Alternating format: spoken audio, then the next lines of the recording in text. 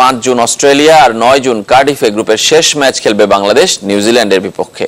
ICC ranking এর শীর্ষ 8 দল খেলছে এই টুর্নামেন্ট। বুধবার লন্ডনে চ্যাম্পিয়ন্স ট্রফির গ্রুপিং ও সূচি চূড়ান্ত হয়। মাত্র 3 ভেন্যুতে টুর্নামেন্টের খেলা হবে। ওভাল, এজবাস্টন ও কার্ডিফকে বেছে নেওয়া হয়েছে ভেন্যু হিসেবে। 4 জুন এজবাস্টনে হবে পাকিস্তান ভারত দ্বৈরথ, 14 ও 15 জুন টুর্নামেন্টের সেমিফাইনাল আর 18 জুন ওভালে ফাইনাল। চলতি বছর 1 সেপ্টেম্বর শুরু হবে টিকিট বিক্রি।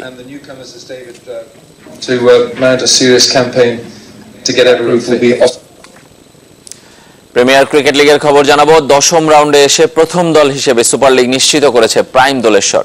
গতকাল 5 উইকেটে হারিয়েছে তারা গাজী গ্রুপ ক্রিকেটার্সকে। একই ব্যবধানে জিতেছে আবাহনী ও কলাবাগান ক্রিকেট একাডেমি। প্রাইম ব্যাংককে হারিয়ে আবাহনী নিজেদের সুপার লিগ সম্ভাবনা যেমন দারুণভাবে উজ্জ্বল করেছে, ঠিক তেমনি হারে শঙ্কায় প্রাইম ব্যাংক। ছন্দহীন দোলেশ্বরকে ছন্দে ফেরালেন অশোক মেনারিয়া। রাজস্থানের এই ক্রিকেটারের হাত ধরে সবার আগে সুপার লিগের নাম লেখালো বুড়িগঙ্গার ওপারের দলটি। গাজী গ্রুপের 214 রানের লক্ষ্য তাড়া করতে নেমে 5 উইকেট হারিয়ে লক্ষ্যে পৌঁছে যায় বাবুল শিষ্যরা। মেনারিয়া অপরাজিত থাকেন 59 রানে। তৃপ্তি আছে যে আমরা আজকের ম্যাচটা জিতেছি এবং সামনে আরেকটা ম্যাচ আছে আমাদের, ওইটা যদি আমরা জিততে পারি তো সুপার লিগে আমরা আরেকটু বেশি এগিয়ে থাকবো। এর আগে টস হেরে ব্যাটিংয়ে নেমে গাজী গ্রুপ 8 উইকেটে তোলে 213 রান। এখানেও সেরা সেই মেনারিয়া। বাহাতি স্পিনার নিয়েছেন 3 উইকেট। মর্যাদার লড়াই অন্তত খালেদ মাহমুদের জন্য। ছিলেন প্রাইম ব্যাংকের কোচ, এবার আবাহনীর দায়িত্বে। তাকে ঘিরে আলোচনা কম হয়নি লিগ শুরুর আগে। সমালোচনাটা আকাশী নীল দলকেও ঘিরে ধরেছিল আম্পায়ারিং বিতর্কে। সেখান থেকে বেরিয়ে আসার ম্যাচ ছিল প্রাইম ব্যাংকের বিপক্ষে। সাকিবের 4 আর সাকলাইনের 3 উইকেটে প্রাইম ব্যাংক 240 রানের বেশি তুলতে পারেনি। জবাব দিতে নেমে আবাহনীকে দারুণ শুরু এনে দেন তামিম ইকবাল। তাতে গতি বাড়ান ইউসুফ পাঠান। তার 47 বলে 60 রানের ইনিংস এগিয়ে দেয় আবাহনীকে। তবে শেষটায় যথারীতি মোসাদ্দেক হোসেন শো 49 বলে 64 রানের অপরাজিত ইনিংসে পান ম্যাচ সেরার পুরস্কার। পঞ্চম জয় নিশ্চিন্ত না করলেও আবাহনীকে দিচ্ছে স্বস্তি।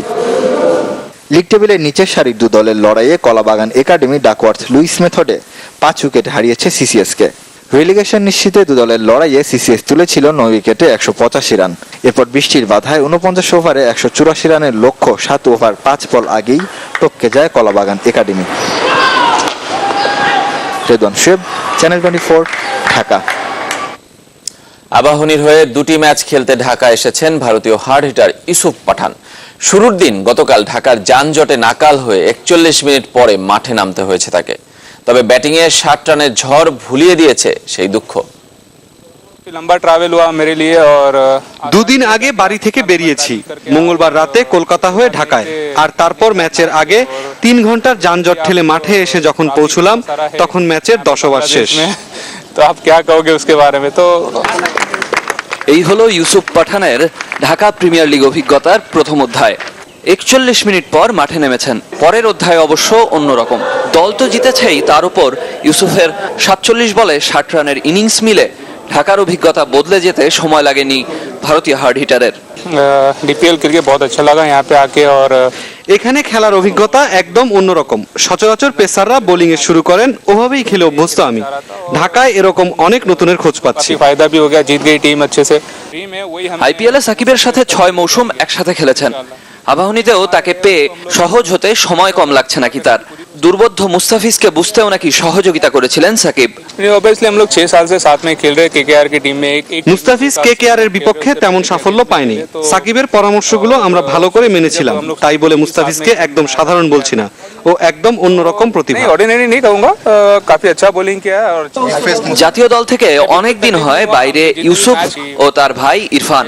তারপরও স্বপ্ন দেখে চলেছেন কোনো একদিন 2 ভাই আবারও নামবেন ভারতের জার্সিতে। अच्छा लगता है एक दूसरे के साथ खेल के। और Evan Ikram, channel 24, BKSP, Savar. Gazi group sports 24 একটা বিরতি নিচ্ছি, ফিরে এসে যা থাকবে।